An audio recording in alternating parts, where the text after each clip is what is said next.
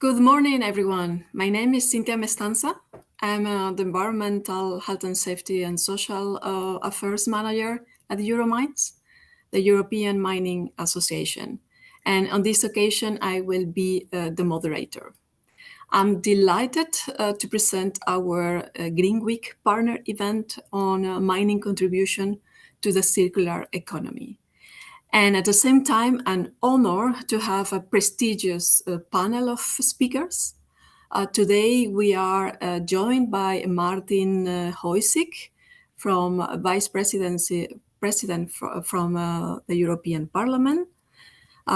We have as well Pauline-Alexa Wolters from the European Commission, DG Environment, as well Dr. Thomas Dirk, Director of Health and Safety and Environment from RHI Magnesita, Darren Wilson, Senior VP of Special Products at LKAB in Sweden, and Michael Tost, Professor from the University of Leuven in Austria.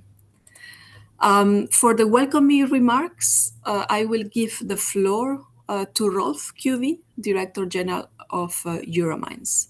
Over to you, Rolf. Yes, thank you, Cynthia, and good morning to all of you, and a warm welcome from my side. I'm Rolf Kubi, working also at Euromines, the voice of the European mining sector for metal ores and industrial minerals. Today we are together at this Green Week partner event on circular economy for two interesting presentations from industry, followed by a moderated panel discussion. The keynotes will provide insights into what circularity is for the mining sector, since many people might not associate circularity and industrial symbiosis with the mining sector. It is important to understand the complexity of supplying vital raw materials from mining to recycling for value chains to sustain our society and economies. Primary and secondary raw materials go hand in hand, and society and industry need to do their utmost to use the resources in an efficient way to recycle our post-consumer waste. Industry is already today using most residues from industrial activities and creating valuable products. I want to already now thank the prominent policymakers and experts for the contribution to a hopefully fruitful discussion this morning, and the European Commission for organizing the Green Week partner events possibilities. Now over back to you, Cynthia. Thank you. Thank you very much, Rolf. Moving on, I would like to inform you that this webinar is structured in two sessions. The first session with the case study, and the second session with the panel discussion. Without further ado, allow me to move forward with our two guest speakers in the case study session. As you can see, we have Thomas Dirk from RHI Magnesita and Darren Wilson from LKAB.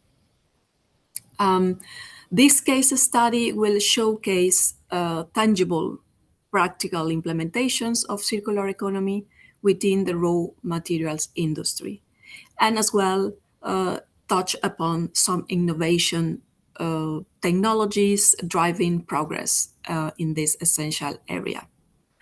I will first have Thomas Dirk from RHI Magnesita. Tom, over to you. Please introduce yourself very briefly and then continue with your presentation. Yeah, thank you for the invitation. Thank you for organizing this event in the Green Week. Thanks also for inviting me to give here a short presentation and a key study. To myself, from the background, I'm a mining engineer. I started my career at RHI Magnesita 30 years ago. I was junior mine manager, senior mine manager in the Austrian sites. Then I moved to purchasing for raw materials, then as plant manager first to Hochfilzen, where we will focus today. to Breitenau, and then to the Global Environmental Department. That was 2018, and since a little bit more than 1 year, I'm head of health, safety, environment for the entire company. Today, I want to give you a short overview on RHI Magnesita and how we deal with circular economy, how we are reusing our mine tailings. I will give you and show that in a second. So first, in our company, safety is top priority. We start every meeting with a short safety moment. So also you will get today a short safety moment. I assume most of you are working and sitting in offices. Offices generally are more safe or have less risks than mines, or if you work in a production site or production plant. But the risk is falling, that you step and fell down. So if you are on the staircase, please use always the handrail. We now also in our company had some accidents also on staircases where you think it's very safe. Mainly the people are not focusing on their job, just walking the stairs up. Yeah, they are either too fast or looking on their mobile phone. So please don't do that. Yeah, so please stay safe, respect these simple rules, and use the handrail. So when we come to RHI Magnesita is global leader in refractories. We have around 20,000 employees. We have a turnover of 3.5 billion euros. We have more than 1,700 patents. We are very strong in R&D. We have an investment per year of close to 100 million. Here mentioned 83 million a year. We have 65 production sites all over the globe. We have 12 recycling facilities. We ship to more than 100 countries. And we have 5 R&D hubs. That is mainly Europe, North America, South America, China, and India.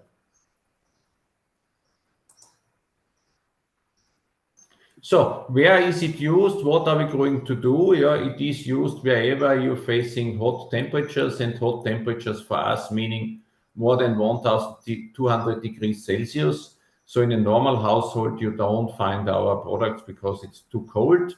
So we have only industrial customers. And if you look here, cement, copper, steel, glass, aluminum, all above 1,200 degrees Celsius. Steel, the hottest material we are dealing starts at, let's say, 17, 16 degrees Celsius. That's the melting point, but it goes up to far above 1,800 degrees Celsius in the metallurgical process. The consumption in steel is 10 to 15 kilograms, cement 1 kilograms, all others a few kilograms per ton of product. This product is then diluted and goes normally to the slag. On the other hand, it is not fully consumed during the application, and also what is remaining in the vessels, in the furnaces, that is also recycled. I'm not focusing on that today, but also here we have some potential. Who we are serving, I think you know all the who is who, yeah, all the large steel mills, cement mills, glass industries, non-ferrous metals, also some members of RHI Magnesita. You see, it's a, let's say, a global community, and wherever you have hot processes, you need magnesite. That's our main raw material, and we are also mining magnesite in Austria. We are also quite strong committed to our sustainability targets. These targets you see here were formed 2018, yes, published 2019, and here is we are nearly at the end of the road, 2025. We have to deliver, and you see, I think we are not that bad. If you look to CO2, we try to reduce 50% CO2 per ton of product. Absolute numbers are around from 8 million to 6 million. We have reduced it. Also, we are on a good way. Last year we had we are a little bit more than 14%. We are quite optimistic to achieve the 15% this year. Also, energy efficiency reduce 5% per ton, so it's say roughly per year 1%. We are also achieving that.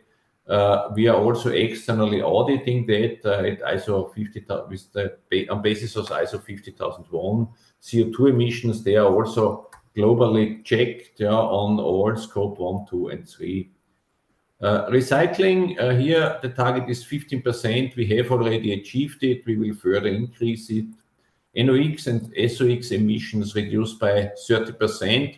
Main focus was in China and North America is already achieved. China 2021 and North America, I think, 2023. Safety, you see, we are not that good here. Safety, strong safety culture. I'm not fully satisfied with our safety culture. We still have here potential and a way to go.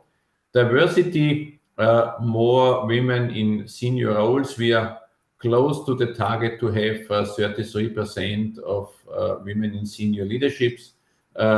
We try to enforce that even stronger. And last but not least, sustainable supply chain. We are also looking here in getting and cover 66% of spend covered from sustainable suppliers. Difficult, long story short, they should be active also in sustainability. And when we continue, we start with our case here. That's what you see in the picture is the open pit mine in Hochfilzen. Hochfilzen is in Tyrol, in the middle of the mountains.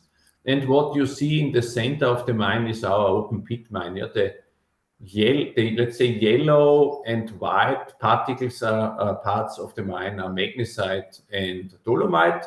That is, let's say, a valuable product. On the bottom, you see black, that's schist that is not used. And also on top, that's so-called also black and green schist that's also not used. So the area there is quite steep. You see that on the left-hand side, what you see is the Seilbahn Rek Moos. Seilbahn means cable car, and this cable car Rek Moos is from a skiing area. Also, this area where we have the tailings, I come in a second, in winter are used for skiing.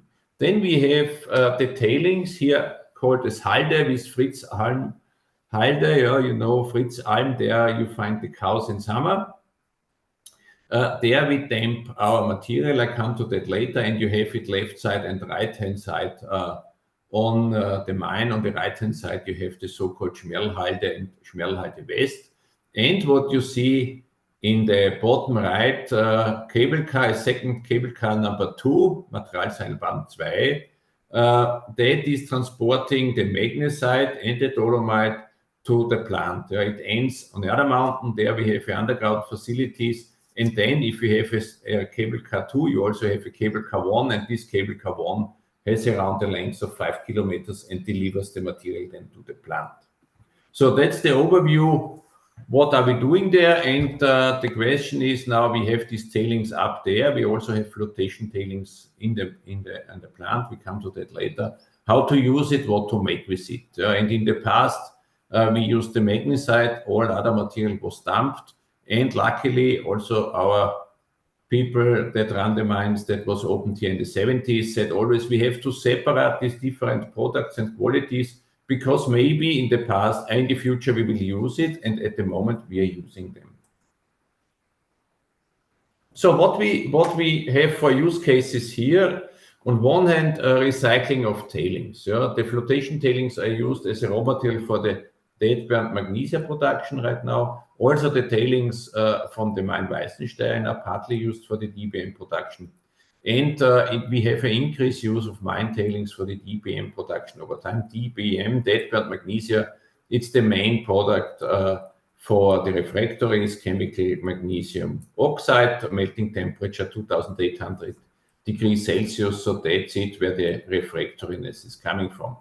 The increased use, if you look back 40 years, I would say the recycling rate was 0. At the moment, we are in the range of 25 to 30%. Also here we have some limitations. I come to that later. If we look to the mine Weissenstein, we have recultivation of the tailings facility. We are removing the humus before, and we store it and keep it for recultivation purposes. And the area is also reused as alpine pasture and parts as a skiing area. skiing area directly over the mining sites or mining areas, we have to secure that nobody in winter is going too close to our mine. So in the future, the mine has some, let's say, years, decade left of lifetime. At the end, we will do at the mine closure backfill the open hole with the material that is stored up there. So if we look back to the tailings, flotation tailings, a very interesting story. When we started up the mine and the plant 1959, so you see quite a long time ago, we started with the flotation, and we had a flotation that was separating, as I told you, magnesite and dolomite, quite a complex process. We made at this time dead-bed magnesia for brick making. That means very low content of lime, so we had therefore to reduce the lime content that's coming from the dolomite, and that was also well stored and waiting, let's say, for further uses. Also, we had some cyclones. This material was used for the construction of the tailing dams, and then inside the tailings you have the fine dams, and we have also, unfortunately, in the plant of Filzen, there is not a strong energy supply, so the plant was built up at using coal and heavy fuel oil. We are still using petcoke there. Gas pipeline will come now after, let's say, nearly 60 years of 70 years of operation, reaching Hojsík, and we are going to switch from coal to natural gas. And out of the coal, you have flue gas cleaning. That's mainly sulfur oxide and dust, and also this material was used, put on the tailings, and can also be recycled. We're coming to that later. Then we had a cut, let's say, in the plant itself. In 1992, we stopped the flotation process. We changed the production program from brick making to monolithics. At monolithics, we also make final products. The monolithic are used mostly for steel recycling. They go to electric arc furnaces. We have a different product specification, and with that, it was already possible to start with the use of flotation tailings in a small, limited amount. Since 2003, we used the coarse tailings in the DBM process. So you see already first usage 30 years ago, second step more than 20 years ago. We invested in a filter press, so nowadays no more solid dust went into the tailings. It's directly recycled, so all the coarse particles go directly back to the process. Nothing is going out anymore to the tailings dams, so we are removing nearly more and more from the tailings dams. And 2014, I was their plant manager. We tried really to increase this amount of fine tailings from the flotation tailings, and we found out we had a lot of technical challenges. On one hand, the mining process, let's say, to win the material is quite complex. You have a very, very high water content. We have plastic behavior, thixotrope behaviors as well. So when it has a rest, then it's solid. You can walk on it, but if you start shaking it or you have some vibrations, also excavator can sink in this tailing. So not easy. We have find a method to excavate it. Then we do a natural pre-drying in dedicated pools to reduce the water amount. Water amount at the tailings is around 50%. It comes down significantly. And then we do further move it with a wheel loader. We have a continuous mixing unit to mix it with fine raw materials, fine magnesite can be used. It goes to briquetting, and then it goes to the kiln. We had a ramp up of fine tail units used. We use more and more, and as I said, currently we have around a recycling quota of 1/4 of all the raw material that is coming from the tailings. So, resume, effect of this use of the mine tailings. The tailings are a main raw material source. Tailings provide a cost advantage in comparison to newly mined material. It's a step to improve sustainability. We are reducing the environmental footprint. Yeah, all what you get out of the tailings, you don't must mine in the primary mine. We extend the lifetime of the primary deposit significantly. That means we need less surface area. Yeah, we can have longer lifetime, and nothing is nearly no leftovers there. On CO2, only marginal savings, because most of our CO2 comes out at the burning process of the magnesite, because it's a carbonate. But for sure, the mining itself also has a little bit of CO2, but not that much. That is then saved. And on the energy consumption, we have to take care on that the water is already reduced, water content is reduced before it's going to the kiln. So that's it in short. So it's a success story, and we are quite happy to have all these old tailings, and we are going to further use it and try to increase it further. Thanks for your attention. Yeah, here you have a picture that's all the tailings, the fine tailings you see in the mine.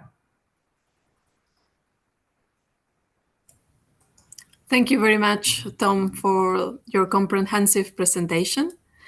Now I will introduce Darren Wilson, Senior VP of Business Area Special Products at LKAB in Sweden, presenting the rare earth elements project from today's mine waste. Darren, over to you. Thank you very much, Cynthia. Hello, everyone. My name is Darren Wilson, LKAB. I'll talk a little bit about LKAB, which is split into two business areas. We have our core mining operations and special products, and that's basically a basket of most of our subsidiaries. It's mining services, it's tunneling, shotcreting, production of explosives, drilling equipment, engineering services, and our international industrial minerals business as well. And from that, we have our rare earths and phosphates project, which I'll talk about. Just a little for those that don't know LKAB, we are a 100% Swedish state-owned mining company that mine predominantly iron ore and have done so for over 100 years. Our operations are mainly in the north of Sweden, in the Arctic Circle. We have two underground iron ore mines, Kiruna, which is the world's largest underground iron ore mine, and Gällivare, Malmberget, which is the second largest underground iron ore mine. And then we have open pit operations around Svappavaara. They feed 6 pelletizing plants, and we have around 2/3 of our iron ore goes to Narvik in Norway, and 1/3 down to Luleå. About just over 5,000 direct employees, and as many kind of contract support services around those operations. We haven't got the turnover here, but depending on iron ore prices, it's around about 4.5 billion euro turnover with normal volumes. Outside of Sweden, we have the industrial minerals business, and that, for a large part, was a separate business in many ways.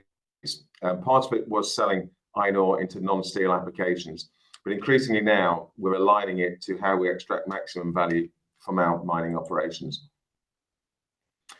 The core iron ore products going into steel are blast furnace pellets and direct reduction pellets and fines. LKAB went through a change in the 80s, going from producing fines to producing high-grade pelletized products that go into steel. What is not the subject of this presentation, but some may be aware of, is another significant part of our studies and investments is working in conjunction with SSAB and Vattenfall on the production of sponge iron. So with the steel making process, imagine that the two halves of the first half in blast furnaces around the reduction process. So from our iron ore products that are around 2/3 iron and 1/3 oxygen, the first stage is to take that oxygen out. And in a blast furnace, it's coke and coal, and the carbon plus the oxygen creates around 1.8 tons of CO2 for every ton of steel. The technology we're working on, and with the hybrid project, actually here in Luleå, that's produced hundreds of tons now of sponge iron. So that's using hydrogen as a reducing agent. So hydrogen plus oxygen, it's water as a byproduct. So that's the direction, and we are developing those products in step with the global steel industry, which Thomas also touched on.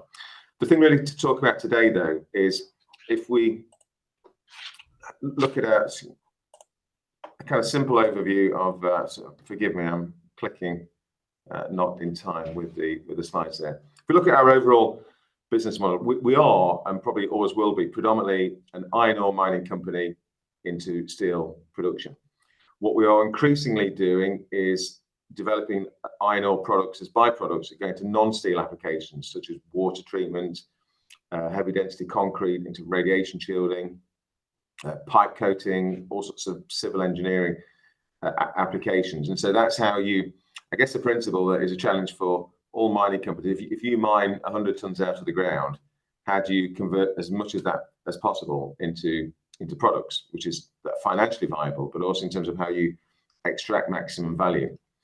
The kind of new areas for us are where we will take byproducts to produce phosphoric acid, predominantly into fertilizers, but other applications as well, and critical minerals, including rare earths. And I think the 2 points on the side, I think, are quite important in this, in that if you take rare earths as an example, whereas we know about 100% of the heavy rare earths, the final processing is in China, and light rare earths around 85%.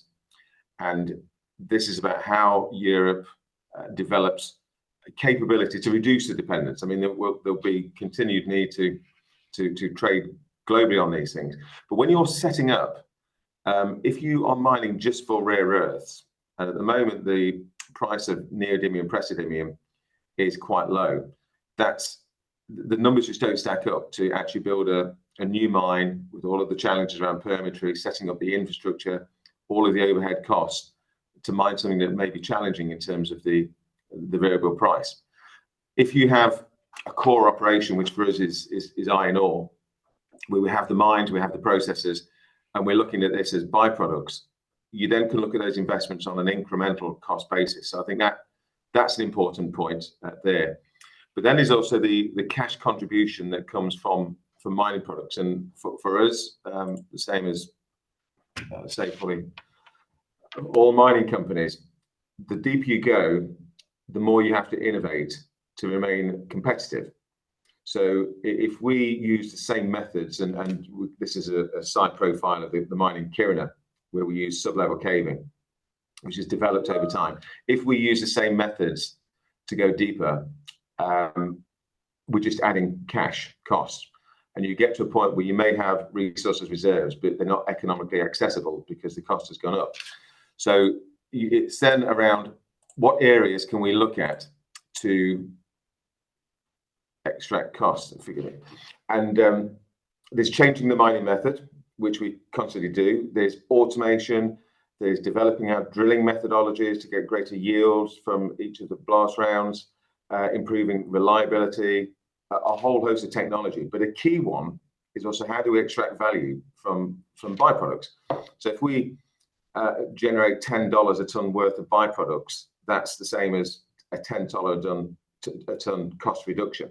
So that's very important in terms of the future competitiveness of our mines, as well as being able to enter new markets on critical raw materials. Just want to take one example here. So we're looking to develop various streams, but a key point for us is all of these new value chains are complex, and we do not plan to go all the way from mine through to an end product, such as motors on cars or defense industry. We have to work with partners in developing that process. So where LKAB sits at the moment in our development is on the upstream. So in terms of the extracting, the mining, the physical processing, and then producing a mixed rare earth concentrate. From there, our plan is to go, Retec is a Norwegian company, of which LKAB is the largest shareholder, and then we produce rare earth oxides.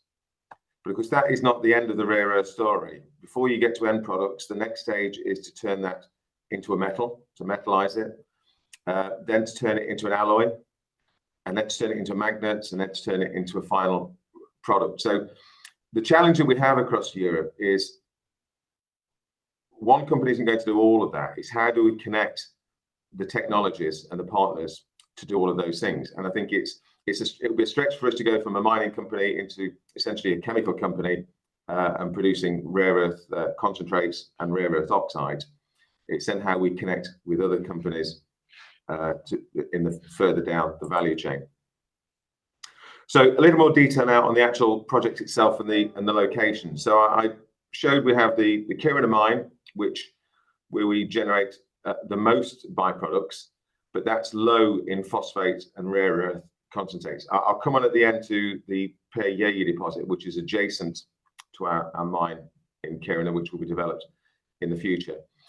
But in Malmberget, we do have economically accessible levels of phosphate and rare earths.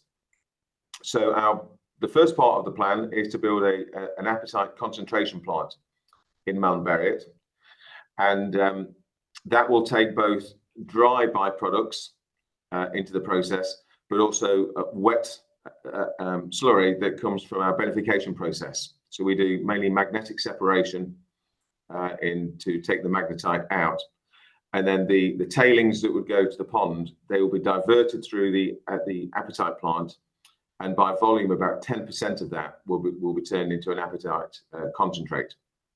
So at this stage, this isn't going into existing tailing ponds. This is for all of the future and ongoing tailings that come from our process. So all of that combined, we then end up with a concentrate of around about 440,000 tons a year that goes by train to Luleå.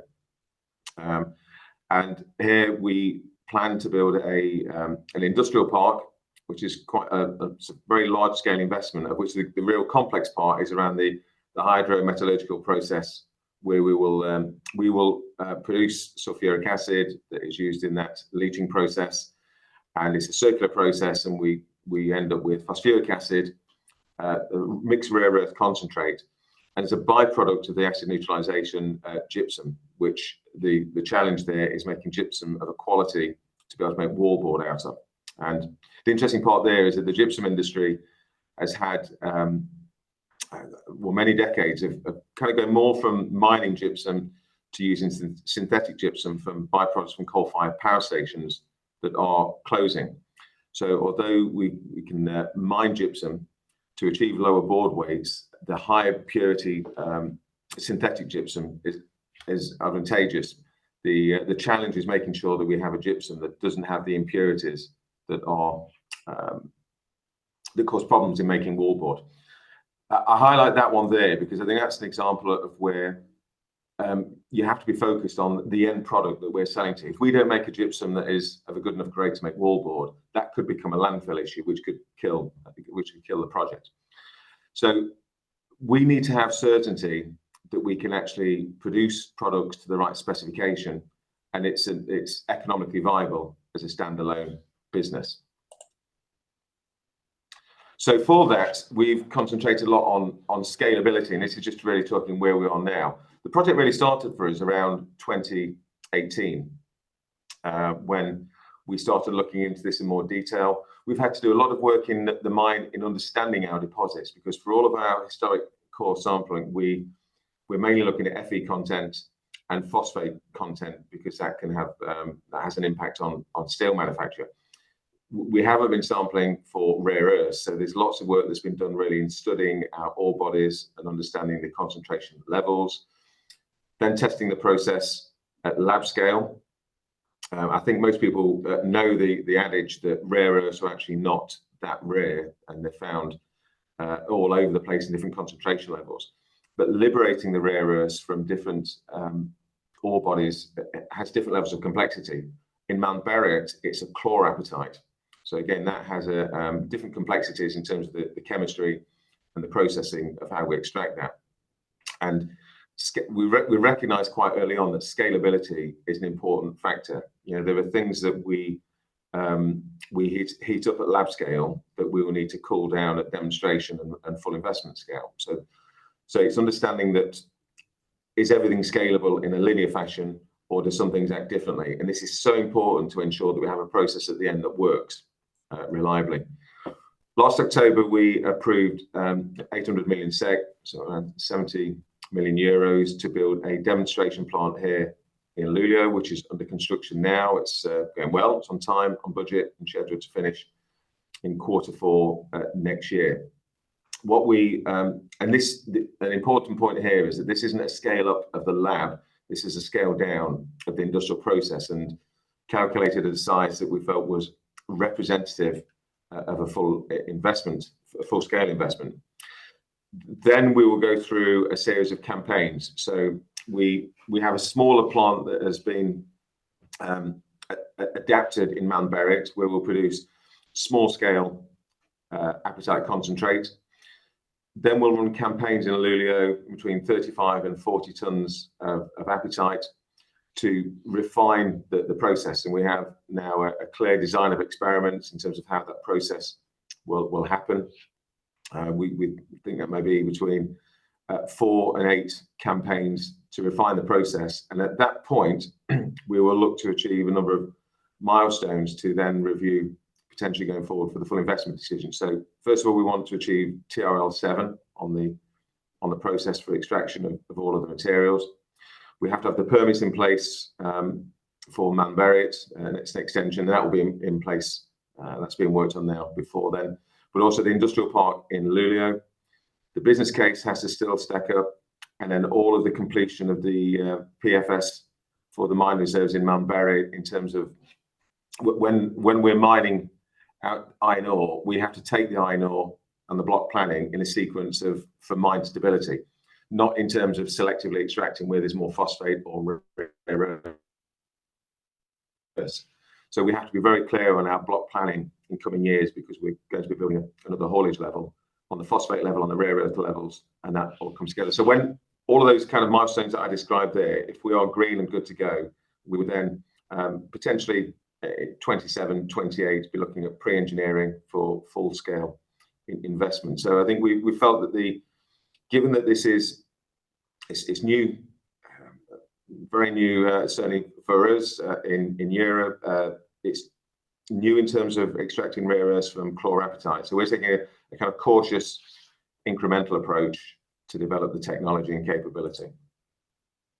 And just really a final mention there, that it was in the news 3 years ago now, 3 years ago, around Europe's largest deposit of rare earths. There's since then been a larger one announced in Norway, but this was a Pauline-Alexa deposit. So this is actually not in development now. We have drifts that are going out towards the deposit. We have to put ventilation shafts in now to go further into the ore body. You can just see the mine workings on the right hand side in yellow. That's the existing Kiruna mine. So the plan is, with this new ore body, and we're also looking at what method of extraction. Is it block caving, sublevel caving, block caving, backfill? So all of that is still to be designed. But we will then bring the ore back through the Kiruna infrastructure onto the surface. The concentrations of phosphate and rare earths are, depending on which part, 5 to 10 times the levels in Malmberget. So we see Malmberget as the first rare earth project that is economically viable with the figures that you saw there. But Pauline-Alexa is where we'd really make a stepped increase in terms of supply of rare earths into Europe. So that's everything. Thank you, Cynthia. I think that's my presentation finished. Thank you very much, Darren, for your insightful presentation. I would like to thank our speakers for presenting these 2 case studies. I believe you already paved the way by showcasing from one side, for instance, the good symbiosis with the recreational activities, and from LKAB perspective as well, how mining is moving to a new business model and how to extract value from byproducts. So it's food for thoughts for the next session. So moving forward, we will transition into a robust roundtable discussion. I'm excited to moderate this panel discussion around 1 hour, 10 minutes, where our esteemed 5 speakers will delve into the challenges and opportunities, their unique perspective on regulatory framework, collaboration between policymakers and industry, and the innovative strategies the organization are implementing to achieve circularity. So we are privileged to have with us Martin Hojsík from the European Parliament, Vice President. Also Pauline-Alexa Wolters from the European Commission. Our speaker, Thomas Drnek for RHI Magnesita, Darren Wilson from LKAB, and lastly, Michael Tost from Leuven University. I would like to ask our panelists to introduce yourself briefly and give us your initial impulse remarks on circularity. The order will be the same as the slide is shown now. So we will follow first Martin Hojsík, then Pauline, Tom, Darren, and Michael Tost. Martin, the floor is yours. No, thank you. And I have where to start, because now what I have to admit, the presentation slightly kind of messed up my thoughts regarding the my opening statement. But I have to start with one important thing, and that's thanking the Euromines for the opportunity to be there, be here with you, because indeed it's an important moment for the entire mining sector. And I think the transformation is something which, might have been seen by part of the sector as really an existential threat. And I completely understand these concerns and I respect them. But also I think that this whole green transformation is an incredible opportunity for the sector. As we saw from the Swedish example, it's also about finding potential new products and avenues of revenue, and really going beyond what was seen as the traditional approach to mining. And I think this is where I can talk a lot about things, but for me, very important will be to listen to you also ahead of the upcoming circular economy package, because I honestly believe that the mining sector, on the first glance, doesn't seem to be very circular, but actually I believe that it is an important part of the circular economy, because as much as we want to be circular, some things we still need to add to the system, so to say. Some things we might need to retire from the circular system, and mines can, and I believe, have to play an important part of that. When we are, so to say, I would say, retiring lead, some of the mines might be the best deposits for the lead if we lower our lead use, hopefully substantially. And one important element that also for me kind of sprung up is really to look for when we have all this debate about need for the critical raw materials, the essential earths, and all these things, the magnets. Not only we do have a lot of opportunities to look in existing mines, but also we have lots of tailing ponds, both from the mines, but also from the production sides. I still remember there is, in Slovakia, where I come from, in a town called Sered, not far from the capital of Bratislava. There are massive tailing ponds from basically a closed down nickel production. And there were some efforts already 20 years ago, some interest back in towards the end of the communist times to purchase this because they contain a number of things that are unused. And I think we have around Europe a lot of similar things, which are places which are, by the eyes of the administrations and regulators, seen as in some ways rightly so, as a kind of environmental legacy that it's or kind of legacies that are harming environment. Yet I think what we lack is to look at them also how we can number of these sites turn into opportunities, addressing not only environmental concerns, but actually creating new businesses and new opportunities for revenue and creating new jobs and securing as materials that we believe we might be lacking. And I think this is something where we need to start also looking around and about likely take into account, and that's what I would hear, what is needed in the upcoming circular economy package. Of course, besides such a things on how we can really utilize the waste into new products, because yes, we crying out about lithium and rare earths, yet we still massively exporting the black mass from the lithium-ion batteries, but that's a separate discussion because that's not really about the mining.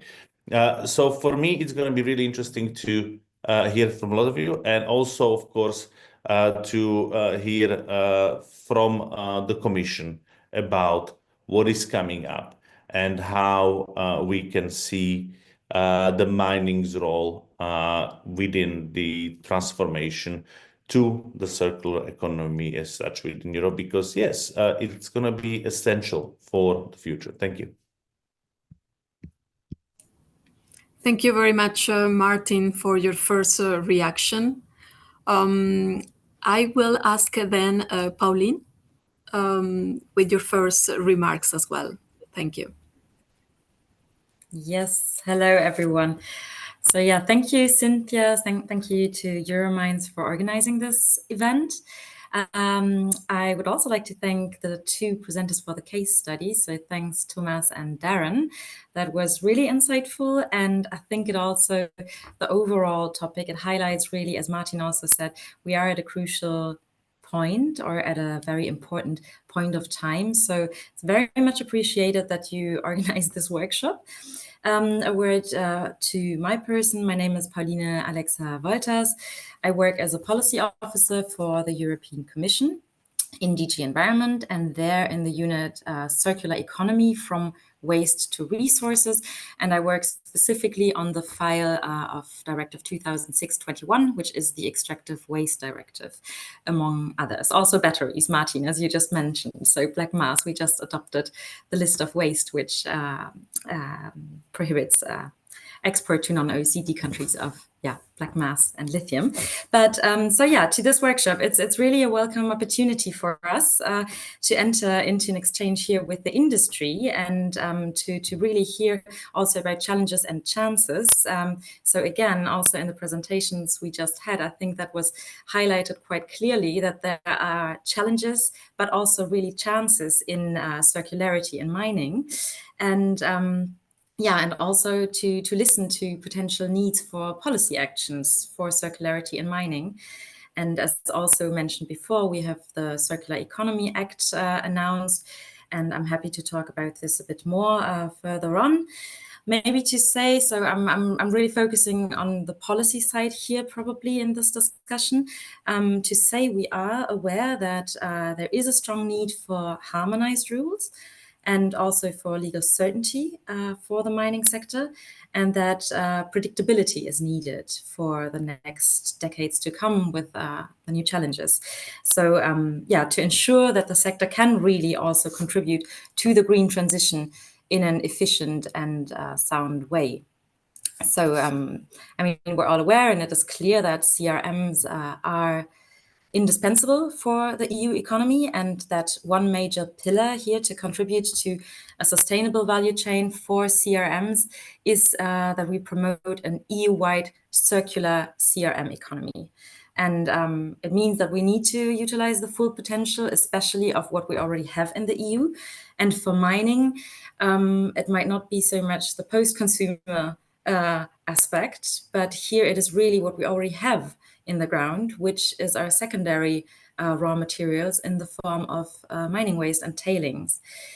So, I mean, you all know we had recent initiatives. We have the we have the Critical Raw Materials Act that made a step in this direction and focuses on mining and circularity. There are several measures in it, like the benchmarks, the strategic projects, also streamlining, permitting and accelerating it. But, and this is one very important measure, we also have measures on extractive waste to investigate and assess the potential for the recovery of CRM from tailings, from extractive waste. So this complements what we had in the Extractive Waste Directive already. And then we have, as a very crucial point to be aware of, also the need that we strengthen all stages of the value chain, but that this goes hand in hand also with increased efforts to mitigate the adverse impacts mining has on the environment and human health protection. So this, is a crucial point for us. And in this regard, the scope extension of the Industrial Emissions Directive is an important initiative. It covers also now the mining of certain metals. And this will support industry and member states to minimize those adverse impacts by giving them really clear guidance, clear criteria, and it will also address public acceptance, which I think is an important matter to talk about when it comes to circularity of mining too, that the public consensus and acceptance is always something to be thought with when it comes to mining projects. So, and now, and this is also something, as I said, happy to talk about further, we have the upcoming initiative, which is the Circular Economy Act, where we are, to say this also just up front, in a very, very early preparatory phase currently. But the Commission wants to look into the better valorization of secondary CRMs, including possibly also from tailings. So that is it from my side so far, and I'm very much looking forward to our exchange and to a good discussion.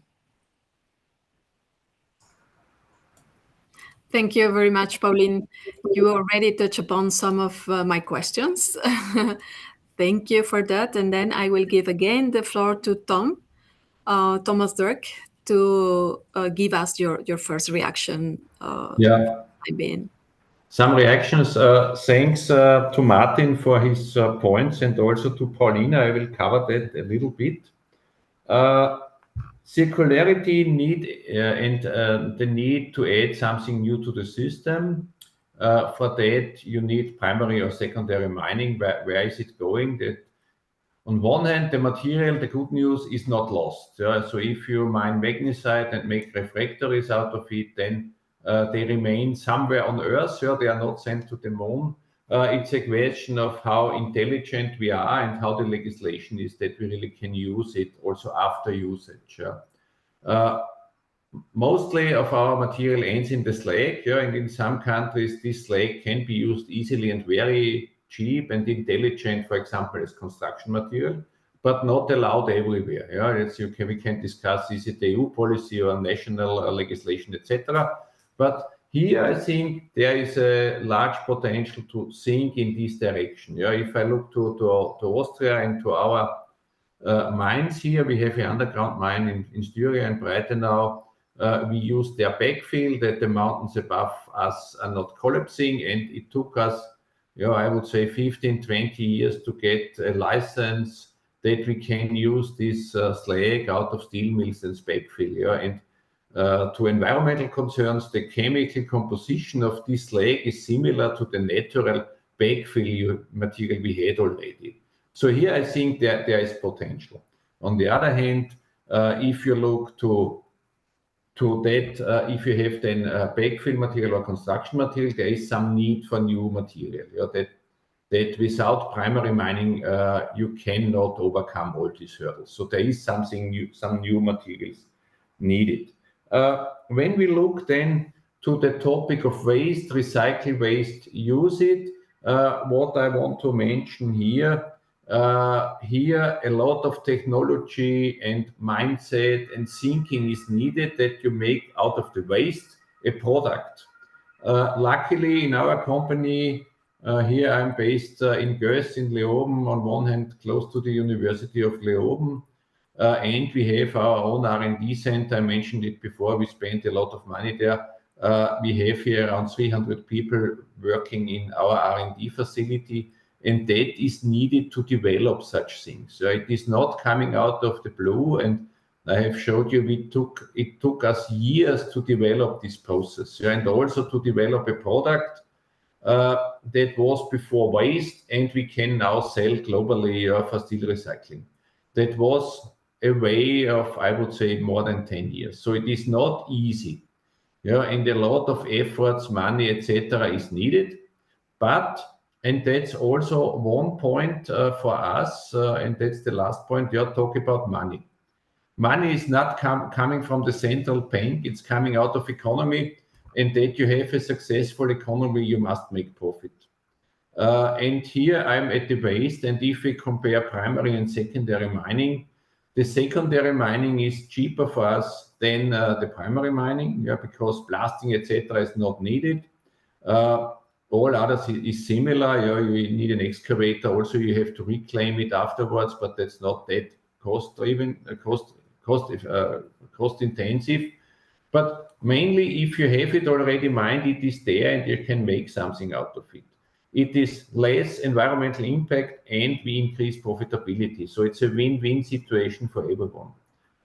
Yes, legislation also to reclaim all tailings. It's sometimes not always easy to get all the permits. If you think here on waste, water permits, waste permits, that stuff, that is on one hand not harmonized with all Europe. I know cases where you have to give to the, let's say, the water you take into your mine and you give back it afterwards must be in a much better condition than the primary water sources.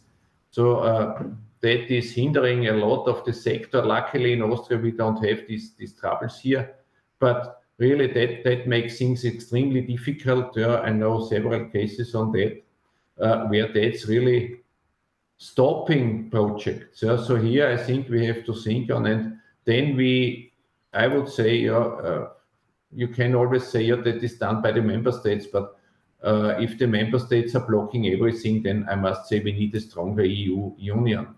And then, ladies and gentlemen, politically, then we need a big reform, and we need a new treaty, because with all these hurdles and difficulties, it is not helping our sector.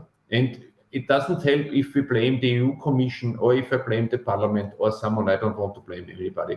Really, there is a lot of potential, and the legislation is not in the way that we can operate in a productive, efficient way, and the potential is out there, believe me. So that's it on the first statement. Thanks a lot. Thank you, Tom.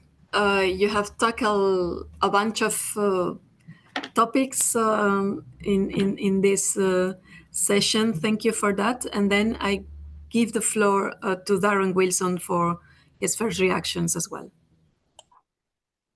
Okay, I'll try to keep it brief. I mean, first of all, just about all of the comments that Thomas was making, I recognise about the importance of mining and some of the challenges in doing it in Europe. Also, coming back to Martin's points on mining is the most essential industry in the world, for me, second to none. And it's because without mining, you don't have hospitals, you don't have medication, you don't have all of the things that are around us. And yet it's probably one of the most unpopular industries. And so I think there's a point around awareness of a challenge. I think we touched on this. I mean, the photo that Thomas presented of the mine, you can see it was in a beautiful area. And people don't want mines. We have the same challenges in the north of Sweden where it's beautiful.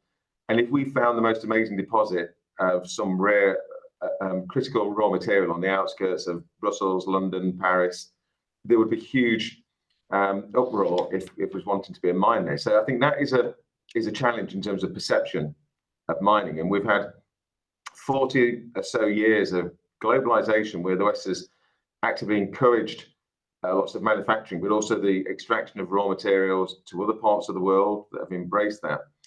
And now I think there's a realization that we do need to take control of our supply chains. And I think there's a point too on the mass balance of things, in that, of course, we live in a time where we absolutely should consume less where we can, where we should recycle as much as we can. But if you look at new technologies, you look at your mobile phones, that's got just about every element, a non-radioactive element in the phone. And you compare that with old technology 40, 50 years ago, that was a lot simpler. So even if there just isn't the mass balance of all the things we need to be fully circular at this stage. Now that is somewhere that we'll get to, but that may be hundreds of years away. And it's important to recognize that, so that if we are going to mine, how do we do it as sustainably as possible? How do we extract as much value as possible?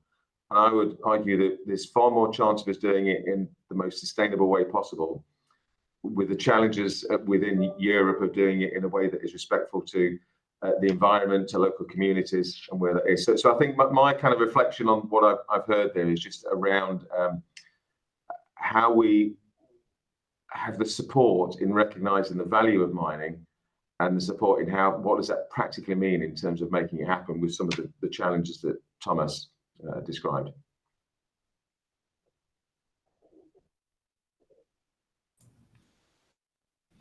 Thank you very much, Darren.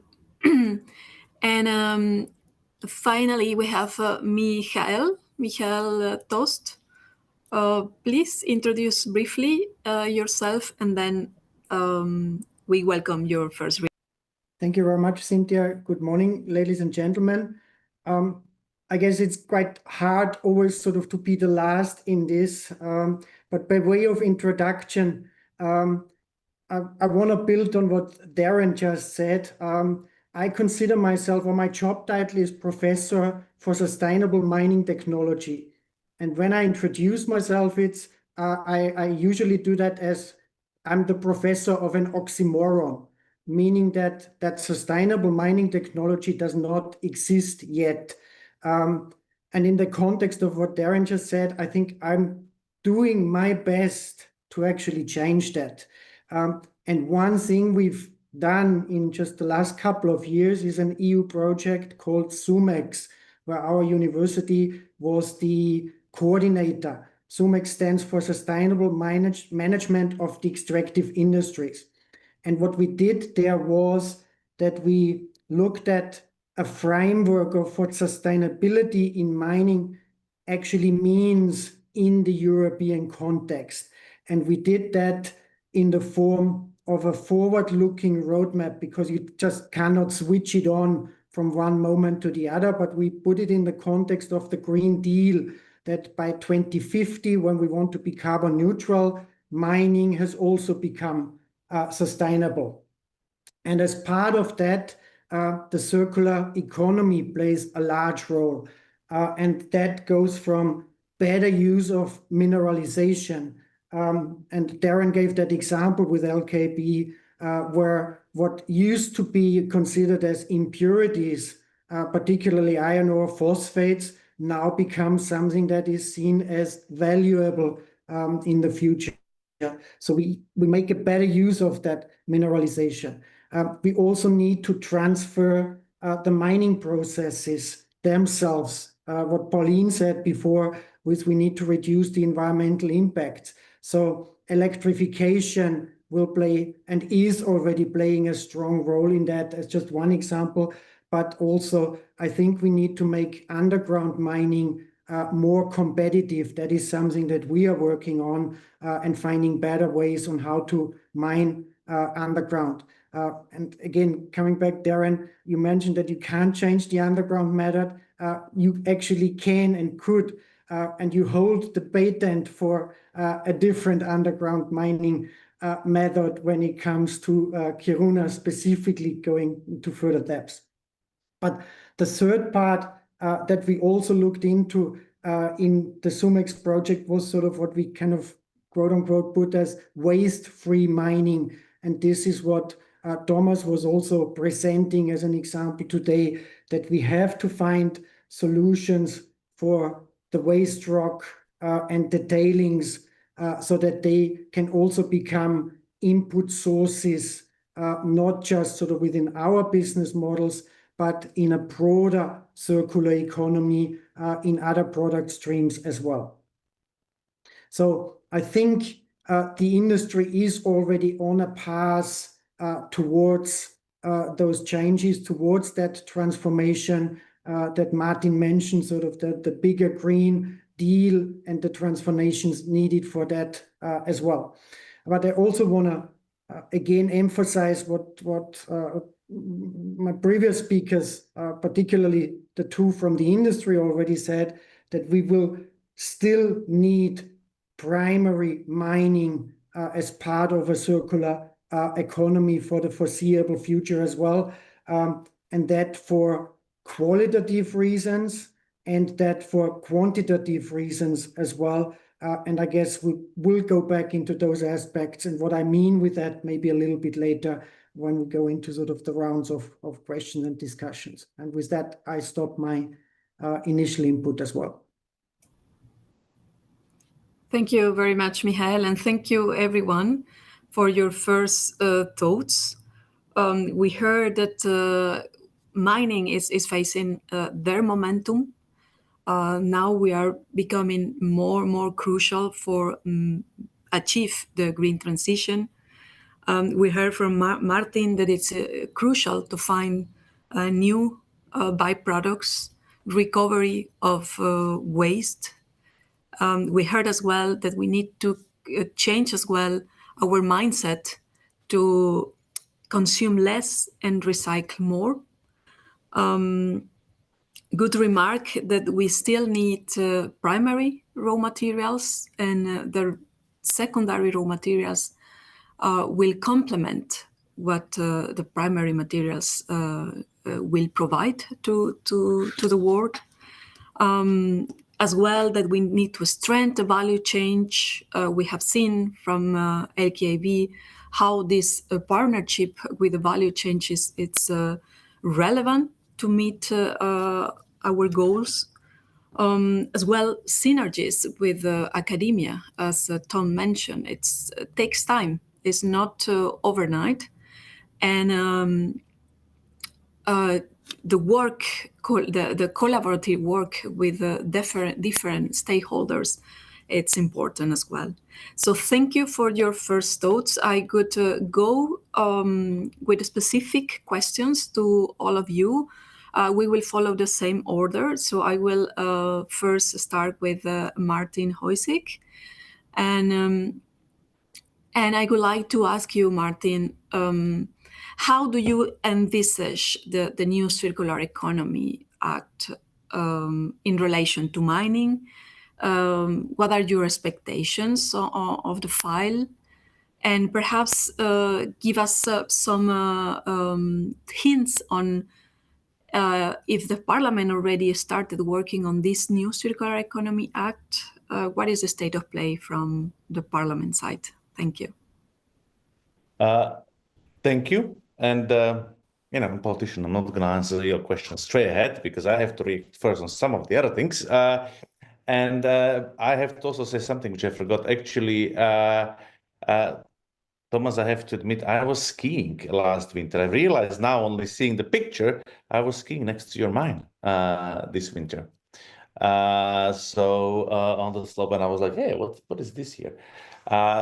So it was a really interesting view. Now, I have to look specifically to something you said, because this is, from my point of view, really important in the whole debate. And this is something which is really important for future of Europe and therefore future of the mining industry in Europe. And that is in the discussions around the omnibus and kind of how we need to simplify and straightforward the business opportunities or the business environment in Europe. I'm worried that this is often used to undermine things that we should keep, and at the same time, it's not addressing indeed number of the root causes what the member states are doing. And you might like, why I'm saying this is the mining workshop, but indeed this is something where, you know, it's limiting also you if we have and IMF has this well, not beautiful but actually horrible number that we are putting 40% tariff, internal tariff, de facto tariff on the products within the European Union, 120% tariff on the services. So exactly by the fact that, you know, we have such a fragmented legislation and fragmented approach, often not even on the legislative level by member states, on the technical level, you know, different technical norms. It's creating really substantial costs and limiting. If you know in one country you figure out the process and you want to use in another country, you might need to fulfill completely different set of criteria, which is not the way it should work. And honestly, it's not really helping human health and environment. So I think this is where I don't think we need the revision of the treaties. Generally, I believe we should have a stronger union. I'm really on that side, but I believe that this is something where also from the side of the business, it's really important to hear this. Really important to pressure the governments to basically limit themselves, because often, you know, Union and, so to say, the evil Brussels gets blamed for things that the European Union has nothing to do with. Now, it's also relevant for the Circular Economy Act, because we have to be looking at it from the perspective that it's done in a way that it sets clear rules that are going to be EU-wide, that are going to also, hopefully, and I can tell you, it's going to be fight with the member states, prevent openings that the member states will then, in its own implementation, say, oh, we have to do it because, you know, Brussels told us, while it's not really there. And I think this is something which is going to be really careful. And as regards to the progress in Parliament, besides individual initiatives by MEPs, which are engaged, we don't really have common positions, because also there is no file. We have the previous Circular Economy Action Plan from 2020 that introduced some measures to boost recycling, reduce waste, promote the resource efficiency. But honestly, it's been really insufficient in ensuring clean materials circles. Now, I expect that the new act will introduce measures that actually incentivize use of secondary materials. I believe that there is going to be, actually earlier than we think, more secondary materials than prime materials. And don't worry, this doesn't really exclude mining, because for me, what you get out of, for example, the tailing ponds is a secondary material, because you already got it out of the ground. And there's also a question whether how this will be classified, which might help to bring more investment into these types of activities. So we need to look at how to connect with the strategic autonomies. And it's not only about the Circular Economy Action Plan. What I'm really expecting the Commission to deliver on is also, you know, the other enabling factors, and that is the chemicals and waste policies.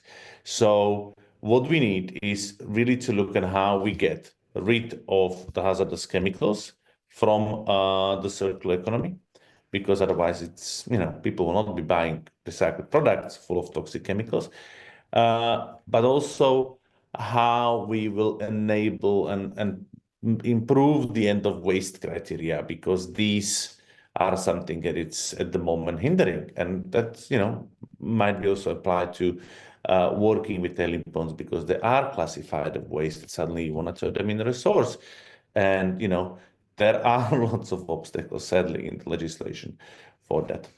So that's in a nutshell from me. Thank you very much, Martin. If we move forward, I will invite Pauline-Alexa for your specific question. So we have seen that the recent initiatives adopted by Commission have circularity at its heart. From the Critical Raw Material Act, the Competitiveness Compass, the Clean Industrial Deal, the Automotive Action Plan, the Steel and Metal Action Plan, and furthermore, a commissioner has a circular economy endorsed in her title.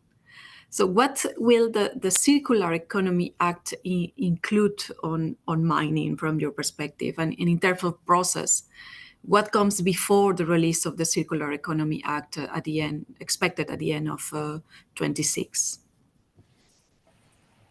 Yeah, thank you, Cynthia. And again, also thank you, Martin. You touched upon really the important points here.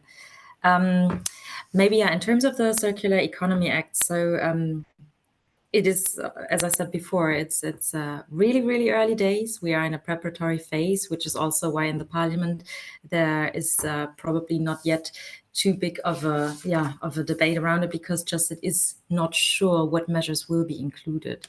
So this is really important to keep in mind. As you said, Cynthia, so the Circular Economy Act is envisaged for the end of 2026. We will, of course, do all the procedures that are linked to such a big initiative. So we will do a thorough impact assessment. We will look into the environmental, the economic, and the social impacts of all the measures we will propose. We will, of course, also do a public consultation. I'll come back to that. Which will be the next step, actually. But let me talk a bit about what you are interested in for the mining-related measures and the Circular Economy Act. I need to go look at it a bit more holistically again, and I can't come straight to the point. I need to put it in context. So as I mentioned before, we have some initiatives that go in different directions, that basically go one in the direction to really better value the secondary resources we already have, from tailings to the Critical Raw Materials Act. And we have the Industrial Emissions Directive, which includes now the extraction of certain metals.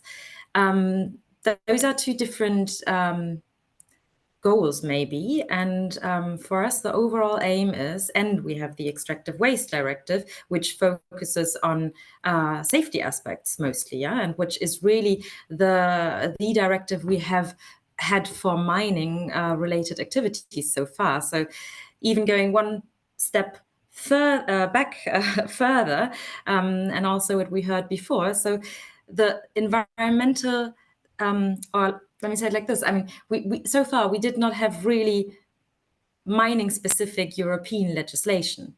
We have of course, the European Environmental Acquis, which applies to mining operations. So of course we have the Water Framework Directive, as mentioned earlier. We have the Habitats Directive. We have the Environmental Impact Assessment. But it's rather fragmented. It's scattered.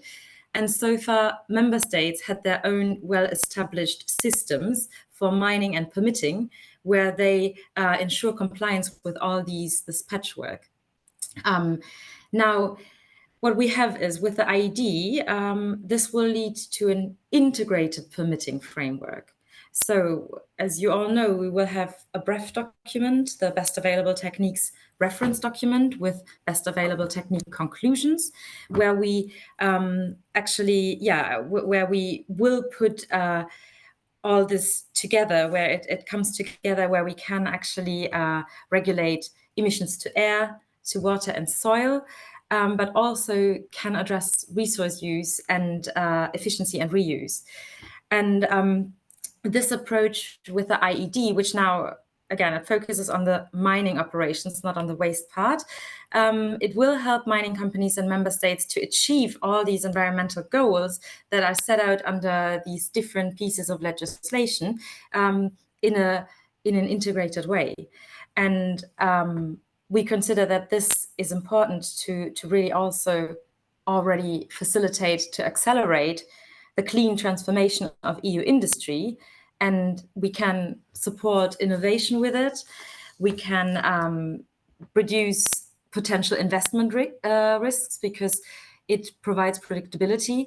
And very importantly, which I also touched upon before, it increases public consensus and public acceptance, because also, as we all heard before and what Martin said, I mean, mining does take place in sometimes pristine landscapes where the public is not very fond of the opening of especially open pit mines, but the same applies also to our underground mines. We see it everywhere that the concerned public is not very fond of it. So those best available techniques that are developed under the Industrial Emissions Directive can help on different levels for the operators, for the public acceptance, for investments, for predictability, and to tie together the so far rather fragmented pieces of legislation.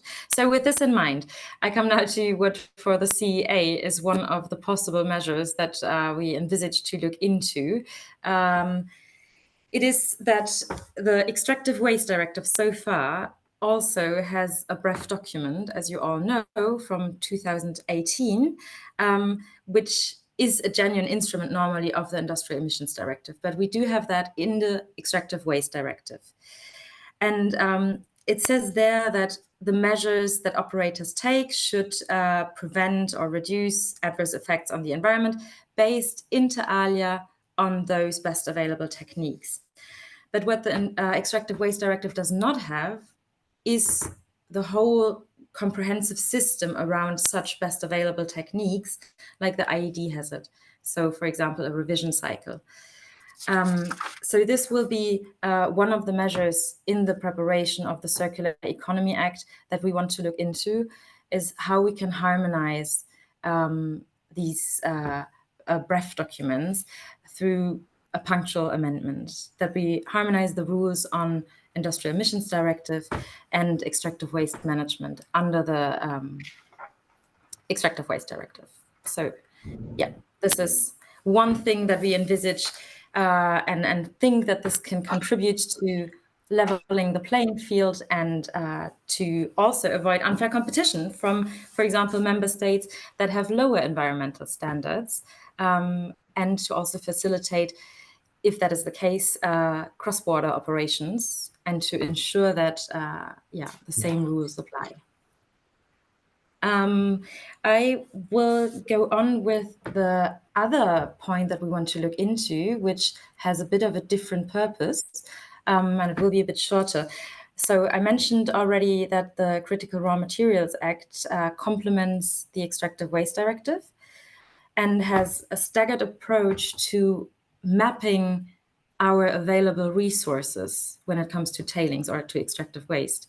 So we have there this Article 27, which is also twofold. It obliges operators to do studies on the recovery potential of CRM in their active waste facilities, and it obliges member states to come up with a database. So we really are tackling here the current lack of information when it comes to the recovery potential, which we really assume as the prerequisite for implementing any further actions to support solid, sound recovery of those CRM. I mean, we are aware that there is a huge potential in European mining waste, and in order to fully really support the recovery, we need more data. So we have now these provisions in place in the Critical Raw Materials Act, but we are missing the link to the Extractive Waste Directive. And we, in order to really gain a better understanding of the availability of the CRM and our mining waste in Europe, what we would need is to aggregate certain data from the levels it might now under the CRM be held at or be available, which might be even local. So we have already the administrative burden on operators and on member states, but we're missing the link to what do we do with this data? And especially also as the Commission, we want to see what we have in terms of CRM content, and ultimately also how we can improve the identification and even prioritization of maybe strategic projects that could also include strategic projects on mining waste recovery. So overall, we think it could be beneficial to also harmonize requirements there between the Critical Raw Materials Act and the Extractive Waste Directive. And we'll again look into whether we could do targeted and punctual measures that would support the mapping and the recovery. So to wrap it up, I will reiterate what I said in the beginning. These are, at this stage, really ideas, and we are looking into them, and maybe also for next steps, and in terms of how much can change still. I'd like to make you aware that we will start the public consultation soon, and that this will probably also still change a lot of what the Circular Economy Act might comprise. So we're at early stages, but I'm very happy to enter into the discussion and to listen to you. And it is obvious to me from what we've discussed so far that, yeah, there is further need of also policy action. Thank you. Thank you, Pauline, for the comprehensive and detailed information that you just gave us. I will just encourage you to work constructively with the industry. We have here the operators, the know-how of information. So I hope that this platform will be the first, and we can engage further for the next steps. Now I will go to Tom and then Darren. I would like to know from your perspective, how does circular mining compare to traditional mining in terms of environmental impact? Do you envisage or do you have some figures in mind regarding CO2 emissions reduction, or perhaps resource efficiency? How this circular mining is compared to traditional one? I will start with Tom. Yeah. Perhaps, Darren, you also can comment on this. Yeah, thanks, Cynthia. I will not start with data and CO2 because here I'm doing a lot and we have lots of obligations. I come to that later. First, a short comment on public consensus and conflict of interests. Martin mentioned he was skiing close to our mine. Yes, and I have to mention most of the mines we don't have any conflicts with any other partners. Please keep that in mind. Mining is part of the whole economy. The used amount of landscape is far, far below 1%. It's in the range of 0.2, 0.3%.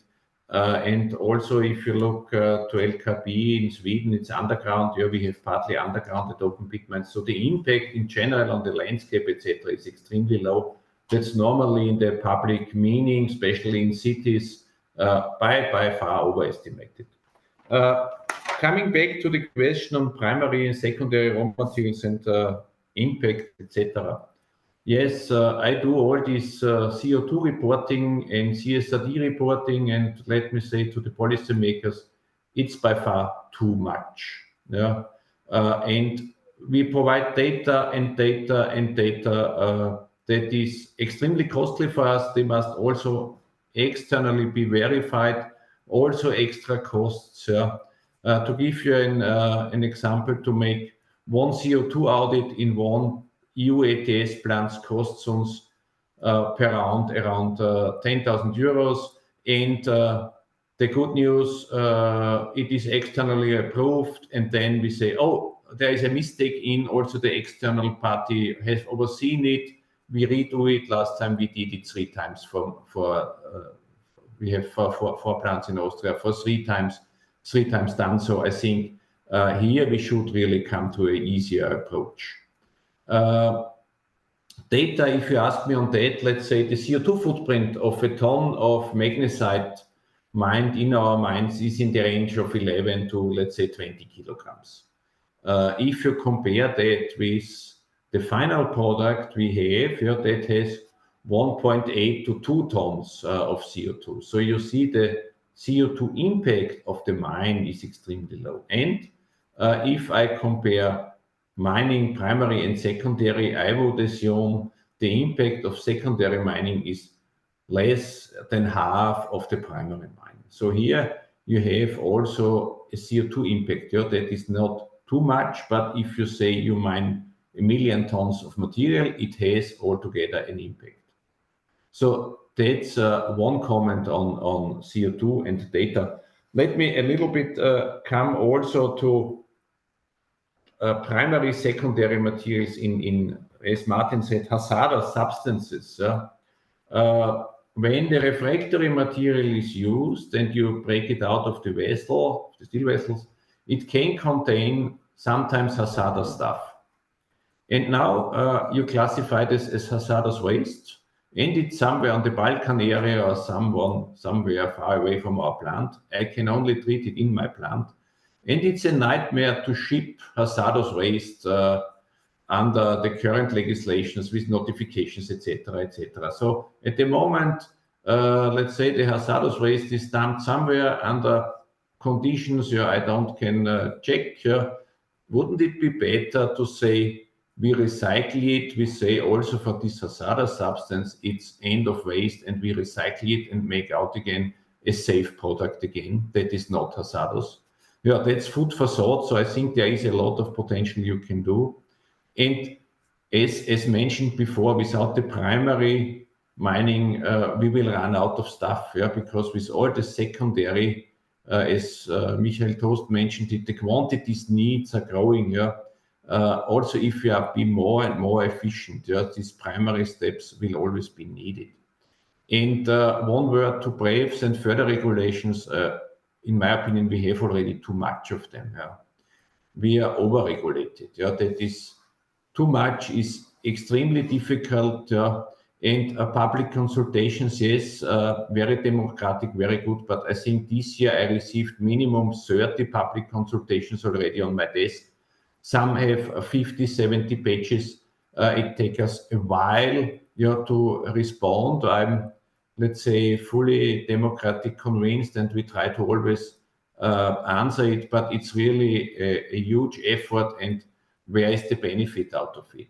So keep it simple and short and pregnant. And data, we have so many data, an overflow of data, but also with the CSRD reporting, I think maybe we are reporting the wrong things. That's it in short. I hope I answered your question, Cynthia. Thank you, Tom. Yes, indeed, you did.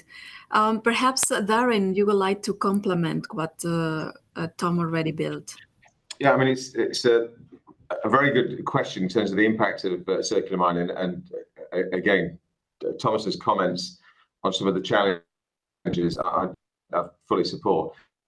If we look at, well, certainly for the process that I described in north of Sweden, the actual mining part of it, again, I think Thomas has said this, there is probably minimal impact. We're already doing the blasting, the conveying of and all of the energy that goes into bringing the material to the surface. We are looking at using hydrogen in our processes where we're hot processes, and we have a fortunate position in north of Sweden in terms of completely renewable electricity coming in.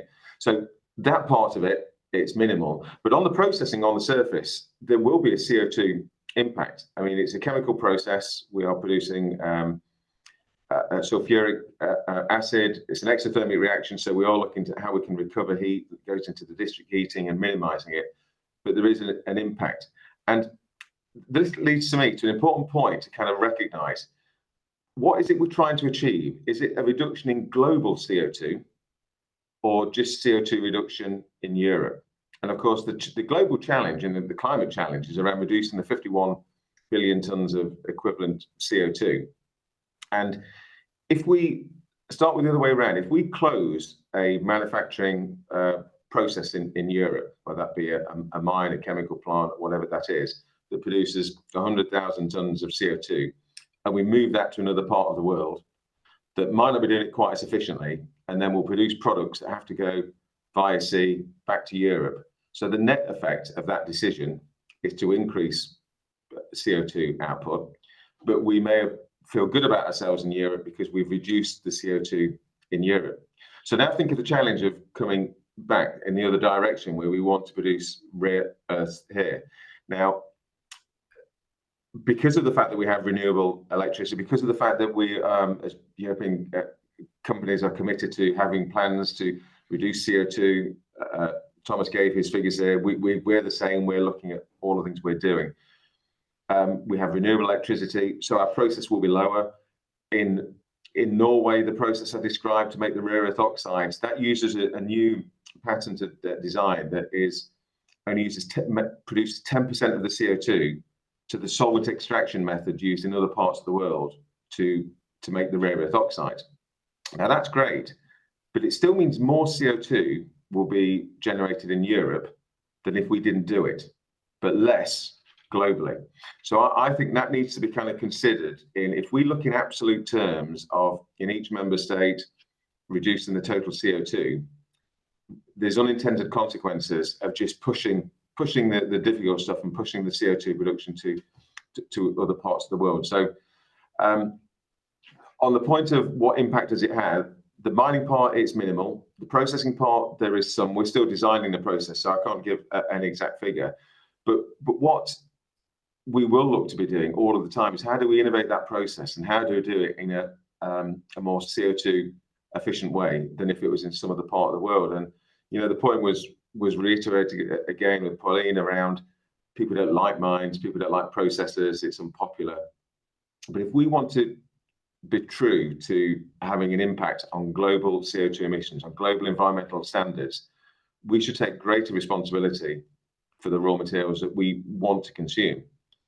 And that means in some areas we have a step where we bring a process into Europe, CO2 goes up, and then we work on bringing it down. So we end up on a route that goes towards net zero, but it is an incremental process. And it's just an important point to recognize on if we're developing critical supply chains in Europe, which is a stated objective of the Critical Raw Materials Act to reduce our dependency on other parts of the world, that might have a CO2 impact in terms of an increase in Europe, even if it means a reduction globally. And there needs to be an awareness of that.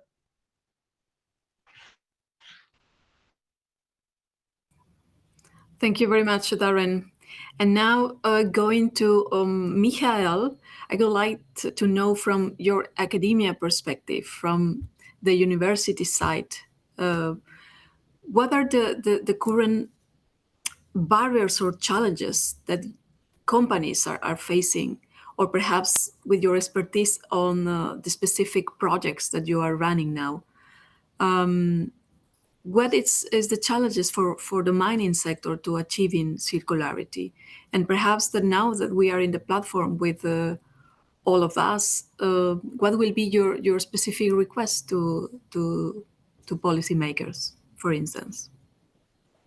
Well, I guess barriers versus challenges, I mean, some of that has already been said today, but for me, one key is that change in business model that is required, sort of that openness in the business model that is required here. So what used to be a mining company, certainly that mindset needs to change and switch towards providing materials.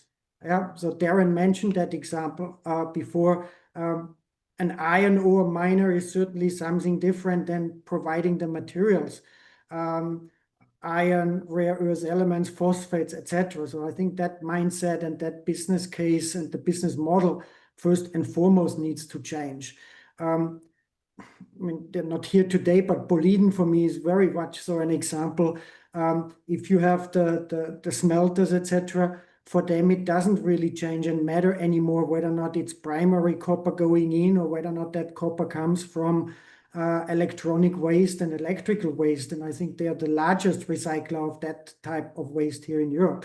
So when your business model is set up for that and you can deal with primary, secondary resources, etc., then all of that becomes the opportunity that Martin was talking about rather than that being a threat.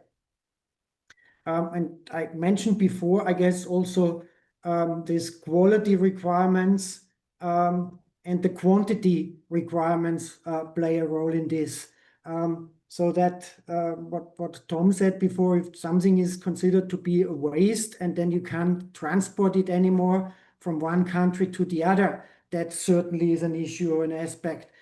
He also mentioned the backfill. We were actually involved in declassifying those slags from another metals company to use that as a backfill in the mine. And that backfill in a mine actually has a function to play. So it's not just about sort of dumping that material there, but we want to avoid sort of that mine having an impact, collapsing, having an impact from a safety point of view, but also on the surface from an environmental point of view. Yeah, so those aspects need to be considered, I guess, from a policy-making point of view. What is waste, what isn't waste, and maybe we can be more specific in this. Sort of if it stays within the industrial stream and there is certain uses foreseen, then we can declassify it in that aspect. I also want to come back to the wallboard that was mentioned before. What is good enough quality? And we might have to reconsider and review that good enough as well in that context of allowing sort of the circular economy to close certain loops. We might have way too high standards there, still considered or based on primary materials. So I think there is opportunities there as well to reconsider good enough in that. And I know Martin mentioned sort of hazardous wastes. Of course, hazard has to be considered, but certain other elements or certain other aspects beyond hazard might be changed or might be able to be changed in terms of describing what is good enough in the future. I'll stop here, I guess, for now. Thank you very much, Michael. Well, for the sake of time, I would like to give you another round quick question to all of you. So I will restart with Martin. How can the mining industry work collaboratively with the policymakers, with Parliament, for instance, to achieve circularity or circular mining? Well, the starting point is dialogue, because without dialogue, we cannot really find a way forward. It's something where we need to try to talk together and not agree on everything, because it's always, for us policymakers, always about finding the balance and different stakeholders have different views, but without having a normal dialogue and trying to also understand each other, what are the kind of motivation, where we want to get. And I really appreciate the dialogue that basically is trying to also contribute and finding the way to where, ultimately we need to get to, because we have, in terms of the environment, really crossed by far the planetary limits. The climate crisis is turning into a climate disaster that makes, life uninsurable from financial terms, but also will severely disrupt and destroy the society as we know it. But also looking at, the strategic autonomy in terms of in terms of the critical raw materials and generally materials, because, mining is not only critical raw materials, but also fuels is something which has all the different wider context, and hence trying to find the right balance is never easy, but we need to always keep in mind where we want to get to. And this is going to be important in the run-up to the legislation being on the table for us, but also during the deliberations in the Parliament. And I think what is important, and that's my last comment, because I will have to apologize. I have to run for the votes that have been moved earlier, and we have a plenary in Strasbourg, is that on the comment whether the mines are welcomed or not welcomed by the people. I think this is the biggest task, not just for the mining sector, but for any sector, is working with the communities, not trying to kind of steamroll others, but really working with the communities, because yes, it's an, so to say, it's an intervention that might be not welcomed by everybody, but at the same time, if things are done together with the community, if the people feel that they are listened to, their concerns are being addressed, then they can help to bring about, or actually I believe they're essential to bring about the success of any project, not just the mining project. And this is something which is crucial, and it's something which I believe it needs to be also important part of the way forward. So thank you from my end on being able to be here with you, but I will seriously have to run. Thank you very much, Martin, and I wish you a smooth vote at the Parliament. And we hope that will not be the last time to engage further, to start this, or we already start this dialogue. So thank you for your time and for your openness on with us, with the mining sector. I would like to follow with Pauline. We know that financial aspects always matter on this regard, and from your perspective, or from what is done so far, what financial instruments are the Commission envisaging to support the transition to circularity? Yeah, thanks, Cynthia. I think one important point here would be to really also understand the need for financial instruments for the industry first. This is a starting point to then understand better what investment or what financing instruments or strategies could be steered maybe at a European level also. What I can say, I mean, I'm sure you're aware of it. And this, again, I'm sorry, but this is also early stages, but you might have seen that the Platform for Sustainable Finance has looked into criteria for the taxonomy for mining of nickel, copper, and lithium. So that they came out and they published their report. So you might have seen the criteria that they developed. This is, again, so far it's only the report of the SPF, the platform. And the Commission, that would be the next step, is looking into this criteria and is gonna consider if the activity should be adopted in the taxonomy. But again, this is something there can't be really taken any stance towards right now. Then another thing is the multi-annual financial framework, which will also only be put forward in July, middle of July. So there's also, I'm not in a position to comment on this yet. And then maybe one of the things that are most important currently is the strategic projects under the Critical Raw Materials Act. So I think, as you're all aware, we've published now the intra-EU and also the outside of EU projects that have been selected. This is with our colleagues in DG Grow. But yeah, those strategic projects are also discussed within the financing subgroup of the Critical Raw Materials Board that they have established. And this subgroup advises how the financing of the projects that are selected there can be completed. And it, I think it reunites private and public sources of funding both. So it's really bringing together national promotional banks. It brings together the European Investment Bank, the European Bank for Reconstruction and Development, and also then private financial institutions. And yeah, then this would be probably the main things in terms of financial instruments that the Commission has.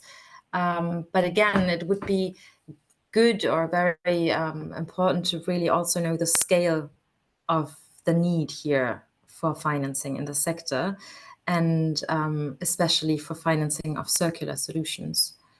So yeah, that is it, what we can say so far. Thank you again, Pauline, for your insights. So we have collected a very productive thoughts so far. We have heard that we should focus on the harmonization of EU policies, as well that the secondary raw materials will not replace primary raw materials. It's more a to complement the extraction of primary materials. We have heard as well some challenges on permitting, synergies, strong partnerships with different stakeholders. I would like to finalize this event asking you for your final remarks, perhaps takeaway from your side. We will, as usual, continue with the same order. Knowing that Martin is not longer with us, we will start with Pauline, and then Tom, Darren, and Michael. Thank you. Okay, thank you. So, yeah, maybe to wrap up, I would like to put emphasis on the fact that we are very aware of the industry's need, and everything that you have spelled out here in terms of how crucial this industry is holistically also for other sectors, and that also it is needed for the green transition, I think we all agree on. I also would like to reiterate, and this especially picking up also what I think Darren said about we need to look at it globally and European and then see what are really the benefits. And it might look like a peak in not benefits if we ramp up mining in Europe, but I think this is also a very important factor. How do we do it in Europe? And I think we can also all agree that Europe is a very dense continent. We have not as much space as maybe other mining countries, and we need to really work with what we have and ensure that we keep our standards on environmental protection while mining. And again, what I also found very interesting today, so thanks for all the insights, to really see that industry is also interested in looking into recycling from tailings as an environmentally and economically viable solution. So this is something we are happy to work together to, as always, to consult industry, to have you on board, to hear your insights, and to look that we will find a holistic approach from upstream, midstream, and also downstream to really make you aware we're looking into circularity on all ends. It goes from the extraction to the processing, but also to looking into products, into recycled content, into all of these measures. So yeah, we would like to continue the good exchange and ensure that we do really our best to support the EU's competitiveness, the resilience, and also climate neutrality. And for this, the circular economy is one of our best industrial and environmental opportunities. So many thanks from my side for this exchange. I'm very happy to continue the dialogue with all of you, and I'm handing over. Thank you. Thank you very much, Pauline. Then we will go to Thomas. Please enlighten us with your final remarks. Yeah, final remarks. Thanks, Cynthia. What I like very much from Martin is the dialogue. Yes, we are always open for the dialogue. We are very open. You can ask whatever you like. You will get always two answers. For sure, I cannot tell you everything by competitive reasons, etc. But I like the dialogue very much. Yeah. Mostly we get heard. What I have to state here is, especially on this taxonomy platform, we were not heard there. We were ignored. Yeah. I don't want to elaborate it too long, but it's not always ideal and worked not perfect. So here I would like to insist and to say dialogue is important. Please keep it as a dialogue. Yeah? And what I take also with me, financial support. Myself as a magnesite miner or magnesite magnesium producing company, we should go further for criticality that will support. We will get hopefully financial support, and we will then, let's say, enlarge, reinvest in our mines, create more jobs. The CO2 footprint for sure will be lower than somewhere else in the world because technology and methods are better. Believe me, I know I have other sites also globally. So that will be highly appreciated. And thanks to Pauline for supporting the industry and for listening. That's important. That's my takeaways. Thanks a lot. Thank you, Tom. And Darren, may I ask you to provide concluding statements and what would you like to leave the audience? Just to point on complexity, we've described around how complex value chains can be from mine through to final product. And we spoke a bit about steel, and I spoke about the iron ore going in, but then Thomas spoke about the refractory minerals that go into doing that. And then there's a whole host of other things. So if we want to develop complex value chains in Europe, we need to be careful that the legislation recognizes that, because if we end up just legislating and having directives on one individual part of a value chain, it might all make sense and it might seem simple, straightforward, and it's easy to think, well, this surely can't be too much of a strain. But then when you add it all up, sometimes it can be contradictions, but the sheer volume of that. So I think as well as having good detailed legislation, and the mining industry does not want to lower standards in Europe. We want high standards in terms of permitry and all of those conditions. But I think it's just that two-way conversation and recognizing that when we add together all of the parts and all of the requirements to operate in Europe, are we creating something that is just so top-heavy that it makes it just too difficult to create full value chains? So the legislation needs to recognize the complexity of the value chains we're trying to build. Thank you very much, Darren. And finally, Michael, what would you like to give us as a final thoughts and your perspective? Well, I'll try and end this on an optimistic kind of note. To add to that complexity, I think we have that complexity of sustainability and staying competitive sort of in a global view as well. And in this context, I actually think that this green transition that we have to do anyways is an opportunity. Yes, it requires a change in the business model, more openness in that, more research and finding new ways on how to do certain things. But that in itself, I see as an opportunity for us here in Europe in the next, years and decades to come as well. So thank you very much. Thank you very much, Michael. And thank you, everyone. We are reaching the end of our event. I would like to extend my heartfelt thanks to each of you, and of course to the audience that kindly follow us till the end. I'm very much enjoyed discussing with you, and I would like to encourage you to keep the pace and engage further, perhaps at the next Green Week event or partner event next year. I wish you all a very nice afternoon, and hopefully we keep in touch. Thank you.